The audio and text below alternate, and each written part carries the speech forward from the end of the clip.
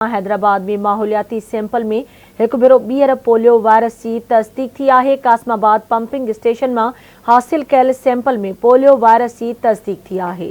Polio मुहिम में 3 ॾींहनि जी वाध कई वई आहे। पोलियो वायरस की तस्दीक लाइ 40 ॾींहं अॻु ॼाणायल साइट तां नमूनो वरितो वियो हो। 2.5 साल अॻु 2021 में पिण सेवरेज पानी में पोलियो वायरस की तस्दीक थी हुई।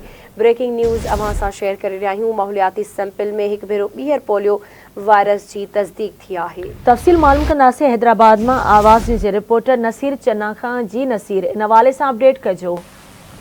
जी, हैदराबाद में माहौलियाती सैंपल में एक भेरो ॿीहर पोलियो वायरस की तस्दीक थी हुई है, जंहिं बैदि पोलियो मुहिम में 3 ॾींहनि जी वाध कई वई है। DHO हैदराबाद लाला जाफर जो चवणु आहे त कासमाबाद पंपिंग स्टेशन में हासिल कयल सैंपलनि में पोलियो वायरस की तस्दीक थी है। पोलियो वायरस की तस्दीक लाइ 40 ॾींहं अॻु ॼाणल साइट तां नमूनो वरितो वियो हो, जंहिंजी इस्लामाबाद में तस्दीक कई वई है। उनजो इहो चवणु हो त 2.5 साल अॻु 2021 में पिण सेवरेज जे पानी में पोलियो वायरस की तस्दीक थी हुई। जेकर हैदराबाद में पोलियो मुहिम दौरान हर सूरत में 5 सालनि जी उमिरि जे ॿारनि खे पोलियो खां बचण जा थोड़ा जेके आहिनि उहे प्यारा पिया वञनि ऐं असां पंहिंजूं एक्टिविटीज़ जेके आहिनि उहे वधाए छॾियूं आहिनि।